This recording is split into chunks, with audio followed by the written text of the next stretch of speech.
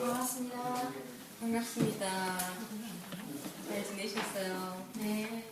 잘 지내셨고 새로운 얼굴도 보이시고 오랜만에 오실 분도 오시고 환영합니다. 네, 나중에 이 공고 시간에 나오셔서 잠깐 또 인사 시간 갖도록 하겠습니다.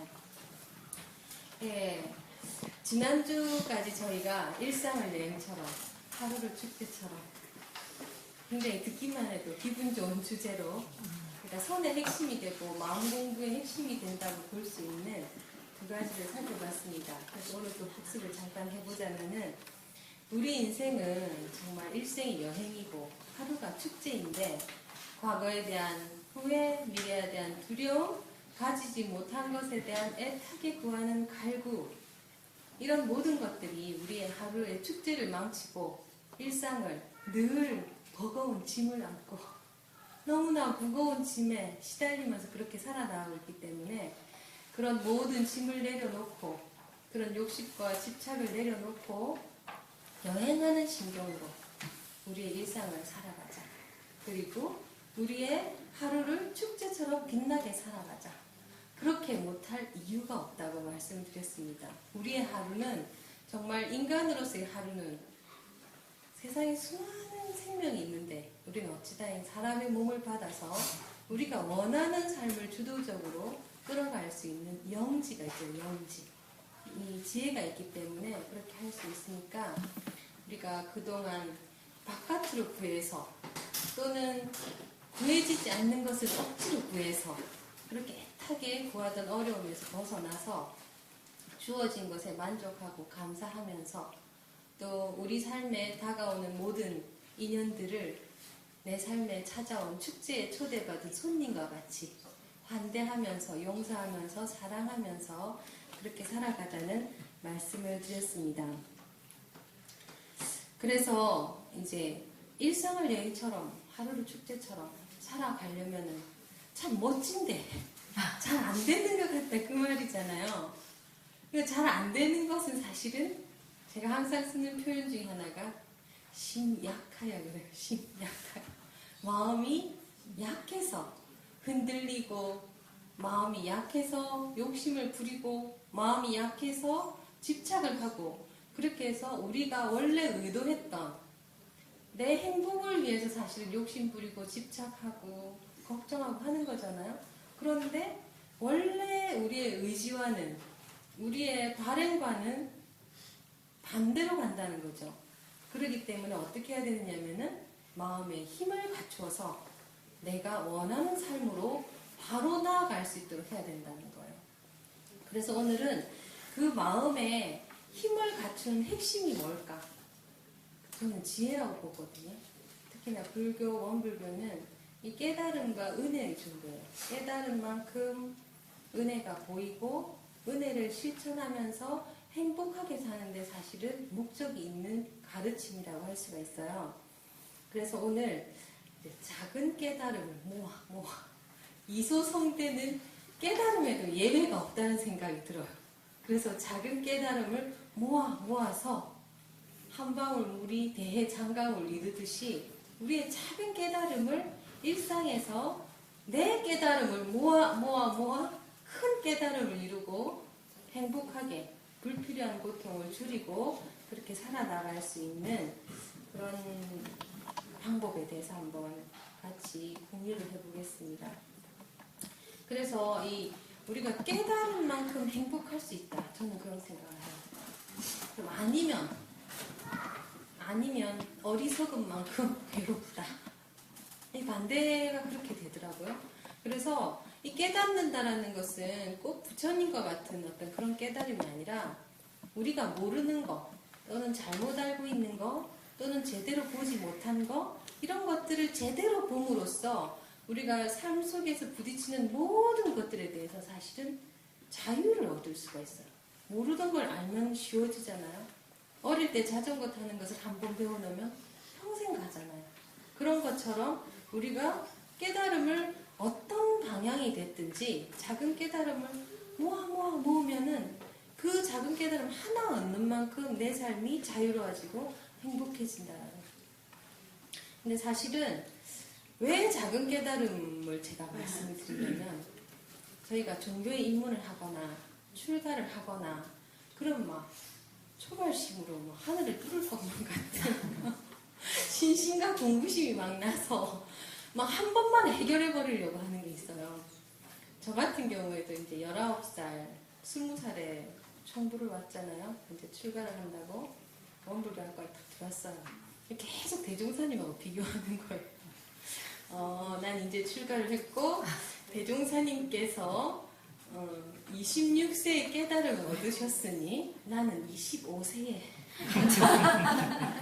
시대가 변했고 법이 있으니까 난 좀 더 그거보다 빨리 좀 하고 싶다. 또는 할 수 있지 않을까. 왜냐하면 대종사님도 그러셨잖아요. 내가 고생할 거 다 했으니까 내가 한 대로 하지 말고 내가 가르친 대로 하라. 그렇게 말씀하셨잖아요. 그러니까 가능한 거잖아요. 그래서 막 해보려고 했어요. 그런데 잘 안 돼요. 아침에 일어나도 잠이 오고 학교에 가도 잠이 오고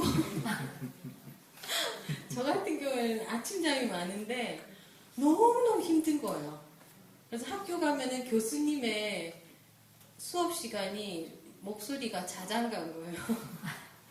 전 특히나 경상도 사람이어가지고 억양이 빡빡 세잖아요. 근데 익산을 갔더니 너무 부드러운 거예요. 그래서 제가 가면 5분 내에 바로 어딘가로 갑니다. 그랬다가 시끄러워서 깨면 50분이 끝난 거예요. 그렇게 살기를 1학년 1학기 때 그렇게 살았어요. 4년 중에 그렇게 세월을 보내니 무슨 깨달음은 무슨 원불교의 자체도 모르겠는 거예요. 특히나 뭐 법신불, 비로자나불, 뭐 화신불 뭐 이런 너무 어려운 거예요. 그래서 이렇게 될란가 하는 생각이 드는 거예요. 그래도 이제 학교 다니는 것은 별로 어렵지 않잖아요.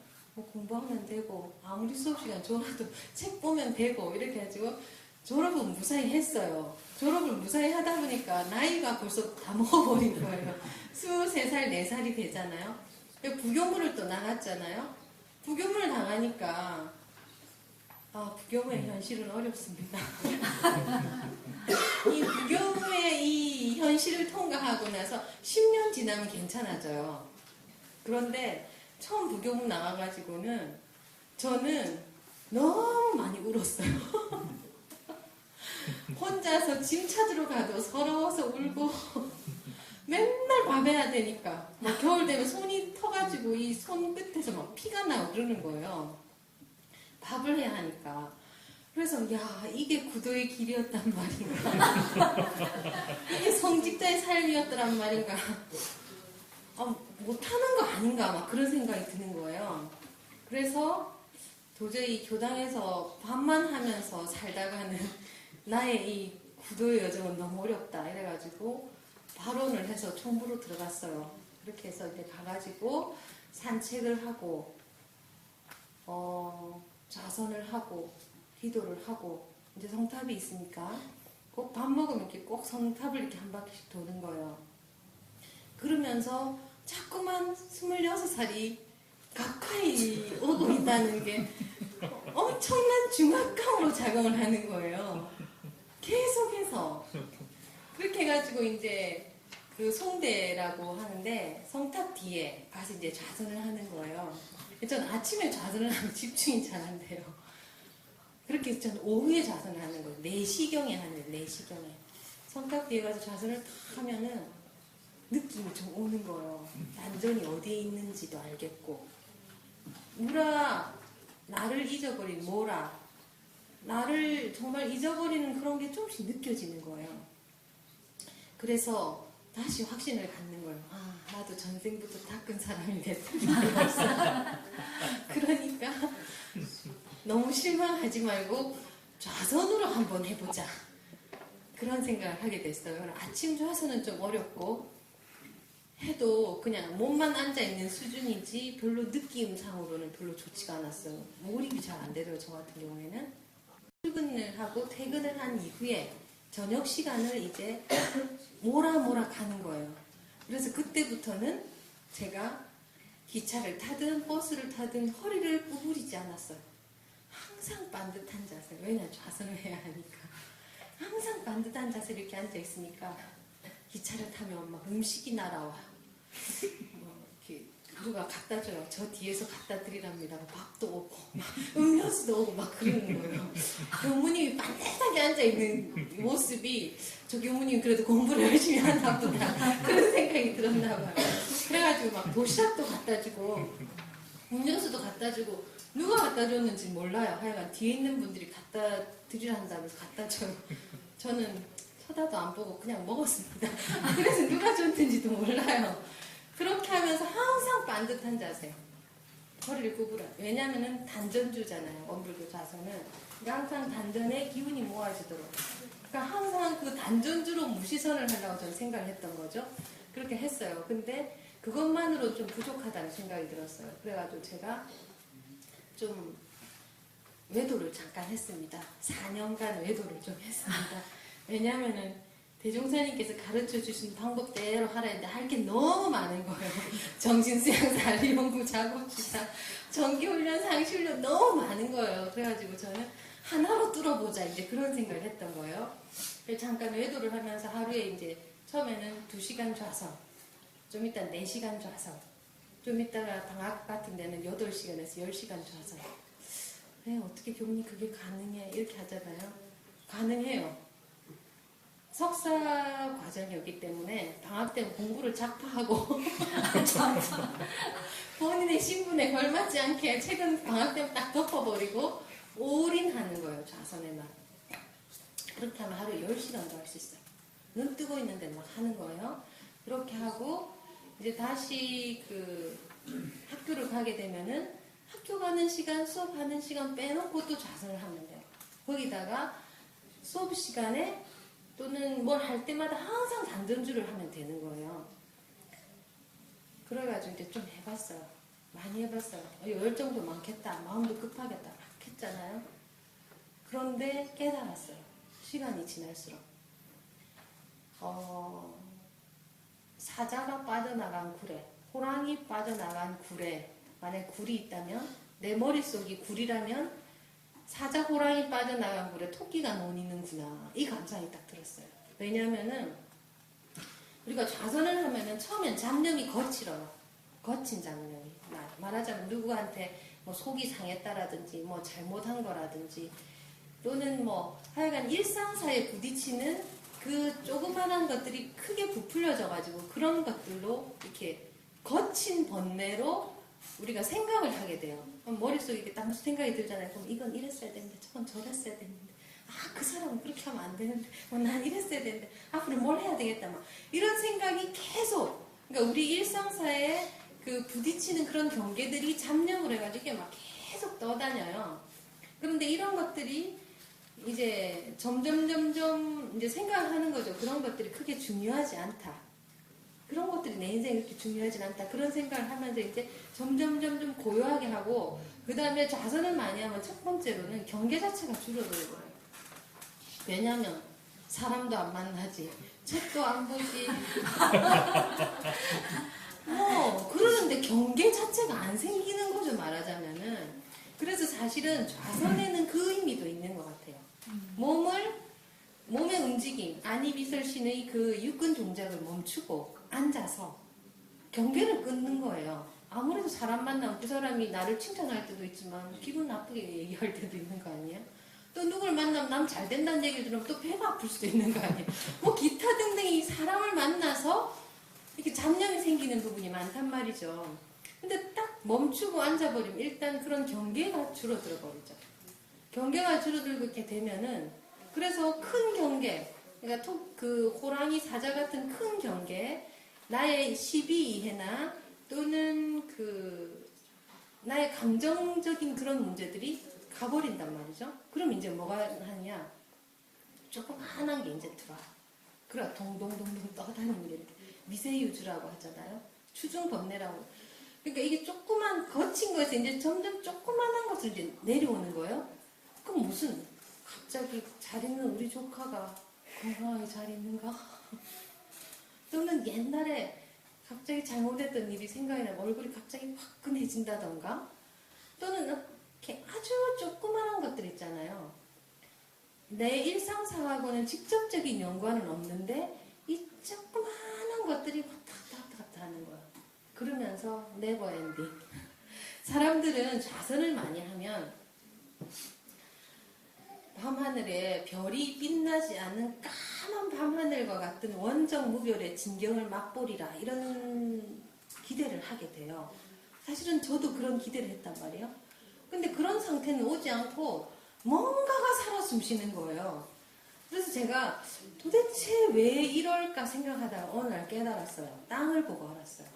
우리의 마음이라는 것은 무한한 생명을 가진 존재예요. 땅도 똑같잖아요. 그래서 땅이 아무것도 안 나는 땅은 죽은 땅이에요. 그 땅은 잡초도 안 나지만은 곡식 심어도 안 나요. 그래서 우리가 좌선을 통해서 지향하는 바가 죽은 땅을 추구하면 안 돼요. 근데 우리가 하는 경우 아무런 잡념이 없어서 고요하고 깨끗하고 순수하고 뭔가 그 상태를 기대한단 말이죠. 근데 해보니까 안 되는 거예요. 그렇게 하고 되지 않을 뿐더러 그것을 추구하는 게 아니라는 것도 알겠는 거예요. 왜냐하면 우리 마음도 땅과 같이 생명력이 가득한 이 마음이 죽지 않은 이상 어떻게 멈출 수 있겠느냐 하는 거예요. 그래가지고 생각을 바꾸기 시작했어요. 그래서 제가 지난번에도 말씀드렸잖아요. 잡초를 뽑기만 하면 재미가 없다고. 뭔가 열매 달리는 걸 심어야 재밌다 했잖아요. 그러니까 우리 마음에도 잡념이 없는 것이 중요한 것일 수도 있지만 지혜와 사랑으로 가득 차는 것이 더 중요한 거죠. 그래가지고 제가 좌선을 접었어요. 이 쫓아도 토끼가 안 나가는 거예요. 안 나가. 그래서 토끼 쫓기를 그만뒀어요.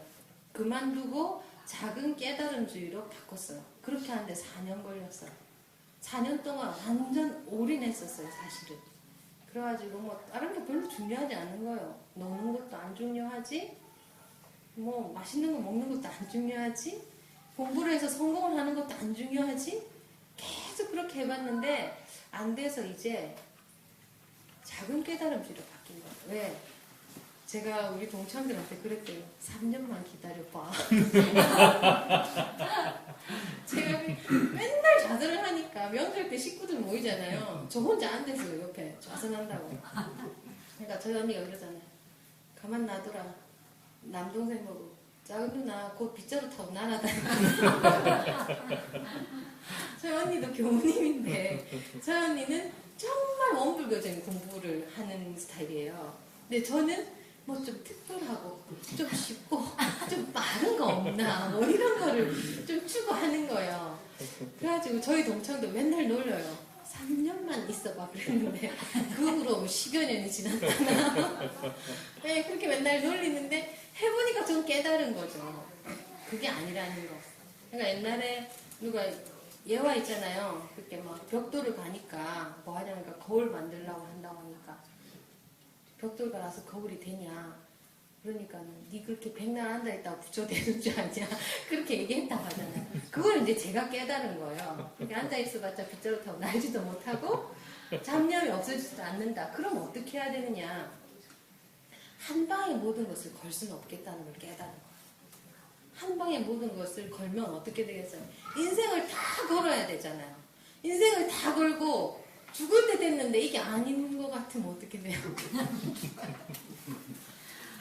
죽을 때 너무 억울해 눈도 못 감는 거예요. 그래가지고 제가 바꿨다니까요. 하나 깨달아서 하나를 살아있는 동안 평생 쓰고 죽어서도 그 다음 쓰고 이렇게 하려면 어떻게? 일상에서 무조건 작은 깨달음을 하나하나 얻어가야 된다. 그 생각을 한 거예요. 그래서 그때부터 작은 깨달음주의로 바뀌었어요. 좌선지향주의에서 작은 깨달음. 그렇게 해서 지혜가 필요하다는 걸 깨달았죠. 지혜. 그래서 거 아니고 내가 깨달은 게 중요하다는 생각이 들어요. 그 내가 깨달은 것은 자신도 있고 힘이 있어요. 근데 남이 가르쳐 준 거는 뭐라 하던데 뭐라 카드만은 왜 나는 안 되지 이렇게 되는 거거든요. 그렇기 때문에 나의 깨달음 일상에서 얻어가야 된다. 그렇게 해서 제가 관심 가진 지 벌써 10여 년이 됐어요. 10여 년이 한 14년 15년이 되는 것 같아요. 그러면서 이제 생각하는 것이 깨달은 만큼 행복해진다. 작은 깨달음 얻자. 그렇게 했는데 제가 지난번 UBC 학교 갔을 때 오강남 교수님도 그 리자이나 대학교 조교학 교수님이시잖아요. 무슨 얘기를 하다가 이제는 깨달음이다. 그런 책을 쓰셨대요. 당신도 저랑 생각이 똑같은 거예요. 한 방에 걸면 한 방에 갈 수도 있는 거예요. 그래서 사소하지만 자기의 깨달음으로 이제 자기가 직접 깨달아야 한다는 거예요. 그렇게 해서 깨달음이 그럼 뭐냐? 없는 것을 보고 새롭게 만들고 뭘 이렇게 가지는 게 아니고 있는 것을 있는 그대로 보는 것이 깨달음이라는 거예요. 그런데 우리는 어떻게 해요? 있는 것을 있는 그대로 안 보잖아요. 어떻게 보냐? 내 마음대로 봐요. 내 마음대로. 내가 보고 싶은 대로 보고 내가 해석하고 싶은 대로 해석하고 그렇게 보기 때문에 절대 안 보여요. 근데 또 희한하더라고요. 일체유심조라고 했는데 제가 지난번 비자 서류 준비하면서 굉장히 특이한 체험을 했는데 필요한 건 다 있어요. 필요한 거는 교당에 막 요소요소 다 있는 거예요. 조그만한 어떤 그 포스트잇 하나라도 제가 쓰고 싶은 용도에 맞는 게 다 있는 거예요. 그러니까 있으라 하면 있는 듯한 느낌이 들 정도로 시간이 없었잖아요. 제가 그때 싹 해가지고 했는데 세상에 너무나 신기한 것은 얘는 좀 별로네. 제가 이렇게 마음에 얘는 좀 별로다. 마음에 안 든다. 이러면 갑자기 제 시야에서 사라져버려요. 그래서 제가 이렇게 띠지를 28개인가 붙였는데 21개쯤 붙였을 때 그 띠지가 다시 필요한 거예요. 찾아도 절대 나타나지가 않아. 제가 이거 별로 마음에 안 든다고 했더니 제 시야에서 사라져버린 거예요. 도저히 찾아지지가 않아요. 그렇게 도저히 찾아지지 않을 때는 계속 찾으면 안 돼요. 안 나와요. 그래가지고 그냥 포기했어요. 그래가지고 큰 거를 일일이 사이즈 맞춰가지고 다 잘라가지고 소리 다 보냈어요. 모든 일이 다 끝나고 걔가 책상에 있는 거예요. 책상 뭔가에 깔려서 있었던 거죠. 그러니까 안 보인 거예요. 왜 안 보였냐? 제가 마음에 안 든다 하니까 얘가 사라져버린 거예요. 그래서 저희가 인생에 있어서 있잖아요. 내가 이렇게 딱 수용하면 내 삶으로 들어오고 내가 마음을 닫으면 사라져버려요. 일체유심조가 전 옛날에는 그냥 해석상의 문제였는데 실제로 제 삶에 나타났다가 사라져버리는 것을 경험을 하면서 정말 일체유심조 맞구나 그런 생각을 했어요. 그래서 욕심과 집착과 어리석음 때문에 잘 안 보이니까 우리의 일상에서 보려면 어떻게 해야 되냐면 정신을 차리고 있으면 보여요. 정신을 차리고. 그런데 제가 일상에서 작은 깨달음을 모아가려면 어때야 그 작은 깨달음이 자석에 못 붙을까 생각을 해봤어요. 그럴 때 첫 번째는 자각이에요. 내가 지금 알고 있는 것이 전부가 아니다. 또는 해결해서 알고 싶다. 나는 좀 더 진짜 행복하게 살고 싶다. 또는 내 스스로 지금 나로서는 아닌 것 같다. 좀 부족한 것 같다고 하는 스스로의 그 한계와 또는 어려움에 대한 자각이 있어야 돼요. 예를 들어서 지금 내가 살던 대로 사는데 아무 문제 없다. 그런 사람 교당 안 와요. 아무 문제 없으니까. 교당도 안 올 뿐더러 혹시나 좀 왔다 해도 별로 듣는 대로 보는 대로 이것이 마음에 안 와닿아요. 왜? 내가 별 필요가 없는 상태인 거예요. 그래서 그 무도 그 고가 없으면 도도 없다. 내가 뭔가 해결하고 싶은 문제가 있어야 그 해결책을 찾잖아요. 인생 자체가 고라고 생각하면 그 고를 해결할 해답을 찾아서 오는 게 사실은 종교예요. 그러니까 그런 자각, 내가 아는 것이 전부가 아니구나. 정말 진실을 알고 싶다. 이런 자각이 있으면 그때부터 지혜가 생길 가능성이 생겨요. 그렇게 하고 이렇게 자각이 생기면 이제 발심이 생겨야죠. 발심이 생기죠. 남들은 뭐라고 했던가 또는 어떤 수천 년 세월 동안 검증된 성인들의 가르침 뭐였던가 그 다음에 또 내 스스로도 세상의 사물과 어떤 존재와는 보는데 그냥 안 보게 되는 거예요. 뭔가 이렇게 계속 보는 거죠. 그렇게 발심, 그렇게 가지고 나서 의문을 갖는 거예요. 과연 최선입니까? 이겁니까? 답니까? 왜 이렇게 되는 겁니까? 어떻게 하면 더 잘할 수 있는가? 또는 어떻게 하면 이 고통을 해결할 수 있는가? 어떻게 하면 더 행복할 수 있는가? 내가 불필요한 고통을 받고 있는 건가? 필요한 고통을 감수하고 있는 건가? 이런 데 관해서 의문을 해보는 거죠. 이렇게 의문을 해야 해답이 생기는데 그 해답이 사실은 지혜가 하나하나 터지는 거죠. 저 같은 경우에는 사물을 별로 보지 않아요. 되게 이렇게 좀 사진 찍찍 보거든요. 옛날에 택시 탔다가 가방 놓고 내려버렸어요. 기차 타야 되는데 어떻게 되겠어요? 가방을 찾아야 하잖아요. 근데 요즘 전화했으니까 전화해서 찾으면 되는데 가방을 잃어버렸다. 필름을 뒤로 돌리는 거죠. 저번에 말씀드렸잖아요. 필름 이렇게 돌리니까 택시 뒤에 원콜이 보이는 거예요. 제가 부른 건 아니에요. 근데 사물을 별로 보지 않기 때문에 봤을 때 제가 그거를 막 원콜이네 막 이렇게 하지 않아요. 봤지만 저는 무심히 지나쳤지만 필름을 돌리면 돌아진다라는 거예요. 그래 딱 원콜이 딱 보이는 거예요. 전화했어요. 원콜에. 그래 가방 놓고 내렸다 그랬더니 원대 병원에서 잃어버리셨죠? 예. 어디 계십니까? 예, 역전인데요. 딱 와가지고 가방 들고 갔어요. 기차 타고 빠른 시간 내에 모든 게 해결이 됐잖아요. 그러니까 별로 보지를 않다 보니까 궁금한 것도 많아요. 저. 옛날엔 다 길을 가는데 총부에서 분홍색 꽃이 피어 있는 거예요. 꽃만 있는 거예요. 오직 꽃만. 잎 없는 꽃이 어떻게 가능한가? 좀 이해가 안 가는 거예요. 뭐 잎이 있어야 뭐 광합성을 하든 뭐 뿌리에 뭘 모으든 해서 될 텐데 어떻게 잎만 피는 꽃만 있는가? 궁금하잖아요. 안 잊어버려요. 계속 거기 지나가면 쳐다보는 거예요. 그래 초가을 늦여름에 그 분홍색 꽃을 봤는데 봄에 해답을 찾았어요. 그 자리에 난초 같은 잎이 나요. 아, 이 잎이 그 꽃의 잎이었구나. 그 꽃의 이름은 상사화예요. 뭐 다른 이름으로도 불리는데 꽃은 잎을 그리워하고 잎이 꽃을 그리워한 데에서 상사화예요. 왜냐면 봄에 잎이 싹 나요. 무성하게 나가지고 여름에 장마 지고 비 오고 하면 잎이 다 시들어서 없어져 버려요. 녹아 다 없어지거든요. 그 자리에 꽃이 탁 올라오는 거예요. 그래서 이름이 상사화예요. 그러니까 예를 들면 궁금하니까 알아줬어요. 뭐 그런 거 더 알아서 어쩌겠다.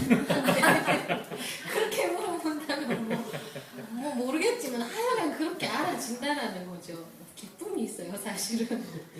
그렇게 해서 의문을 가지고 관심과 통찰, 꿰뚫어 보는 거예요. 관심을 가지고 꿰뚫어 보는 거죠. 그렇게 하면은 하나하나 지혜가 열린다. 그런데 어떻게 우리가 그 대상이 뭐냐? 우주만의 본래 이치. 모르잖아요? 모르면서도 아는 척 살아요, 우리가. 그 다음에 내 마음의 이치. 몰라요. 그래가지고 막 내 마음에 속고, 남의 마음에 속고, 그렇게 해서 이제 힘들다 이렇게 살잖아요. 그러니까는 우주만의 본래 이치와 우리 마음의 이치. 이것이 첫 번째 대상이고, 두 번째 대상은 우리 눈에 보이고 들리고 경험하는 그 모든 것들이 우리 깨달음의 인연이 될 수가 있는 거예요. 그래서 제가 예를 하나 들려드릴게요. 제가 학교에서 수업을 할 때, 선과 인격처럼 수업을 할 때 학생들한테 항상 작은 깨달음을 가르쳤거든요. 예화를 알려주고 본인들이 작은 깨달음을 발표하도록 그렇게 했는데 학생들이 한 거예요. 어떤 학생이 이제 음식을 구워 먹고 불판이 있었다. 불판이 지저분해가지고 눌어붙어가지고 잘 안 지더라는 거예요. 그래가지고 그거를 불려가지고 깨끗하게 씻었다. 하여튼 기분도 좋았다. 여기서 끝나는 게 아니에요. 이 불판에 이게 눌러붙기 때문에 이 불판을 깨끗하게 해놔야 다음에 불판의 기능을 제대로 해서 다시 음식을 요리해서 먹을 수가 있다. 그런데 이제 작은 깨달음을 해야 되잖아요. 이건 보통 사람 깨달음인 거예요. 작은 깨달음 숙제를 해야 하니까 더 깊이 생각해 보니 우리 마음도 불편한 것 같아서 무슨 일이 생기면 마음에 찌꺼기가 남지 않도록 항상 내 마음을 깨끗하게 비우도록 해야겠다. 그래야 앞에 마음이 뒤에 가지 않고 그 뒤에 가가지고 앞에 마음이 뒤에 가면은 자기가 화났으면은 그 다음 뭐 화를 내고 이런 식으로 될 거 아니에요? 그렇게 될 것이기 때문에 항상 마음을 불판 닦듯이 깨끗하게 관리를 해야 우리가 잘 살 수 있겠구나. 그런 깨달음을 얻었다는 거예요. 또 두 번째는 1학년 남학생인데 길을 가는데 기분 좋아가지고 길을 막 가고 있는데 택시가 지나가다가 도로 옆에 고여있는 시커먼 물을 자기한테 확 튀긴 거예요. 그래서 기분이 안 좋았다는 거죠. 순간적으로 당황스럽기도 하고 막 택시를 쳐다보면서 막 화를 내고 욕을 할까 하는 생각이 딱 나던 중에 작은 깨달음이 생각이 난 거예요. 그래가지고 화를 낼까 그냥 대수롭지 않게 그냥 넘길 것인가 그럼 이제 분석을 하는 거예요. 만약에 자기가 화를 내면 아까 좋았던 마음이 기분이 나빠질 것이고 그 기분이 나빠진 것 때문에 나중에도 기분이 나빠질 것인데 내가 그렇게 할 것인가 아니면은 그냥 뭐 뒤집어 쓴 건 뒤집어 쓴 거라 생각하고 집에 가서 욕도 하지 말고 화도 내지 말고 깨끗하게 샤워하고 나의 그 기분 좋았던 것을 그대로 유지할 것인가. 순간적으로 생각을 해봤더니 괜히 화내봤자 자기만 손해라는 생각이 들더라는 거예요. 그래가지고 택시 아저씨한테 욕도 안 하고 그냥 에이 옷 베렸네 이렇게 그냥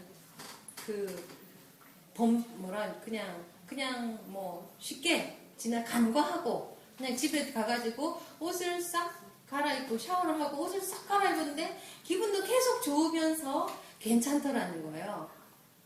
그래서 이제 자기가 생각한 것이 앞으로 무슨 일이 닥친다 하더라도 그 닥친 것 때문에 막 무턱대고 화를 내거나 그것 때문에 자기 인생을 침범당하는 거잖아요. 그렇게 하지 말고 정신을 차려가지고 자기가 좋아하고 행복하고 싶은 삶을 그렇게 살 수 있도록 해야 되겠다. 그런 얘기를 하더라고요. 그러니까 그것처럼 우리가 들은 것은 쉽게 잊어버려요. 근데 자기가 깨달은 것은 안 잊어버리고 힘이 되잖아요. 그런데 또 어때요? 어릴 때 빨리 얻을수록 써먹는 기간이 길잖아요. 그러니까 우리 요 앞에 우리 이렇게 젊은 우리 영 그룹이 앉아 있는데 이 깨달음이라는 것은 모든 곳에 통용이 돼요. 공부를 할 때 어떻게 하면 더 잘할 수 있을 것인가. 여기 우리 교당에 공부 잘하시는 분들 많아요. 저도 잘해보니까 공부할 때 첫째 집중을 해야 돼요. 수업 시간에 집중을 해야 필름을 돌릴 수도 있고 스토리가 생각나고 나중에 공부를 할 때도 다시 기억이 쉬운 거예요.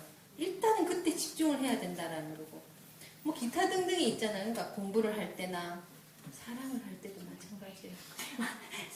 일을 할 때도 마찬가지예요. 요리를 할 때도 화단을 가꿀 때도 언제 어디서든지 무슨 일을 할 때라든지 우리가 정신만 차리고 있으면 작은 깨달음을 얻을 수가 있고 깨달음 얻은 만큼 그만큼 불필요한 고통으로부터 자유롭고 행복하고 기쁘게 살아갈 수가 있어요.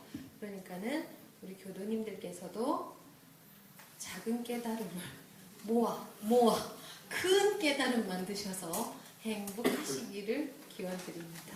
감사합니다. 감사합니다.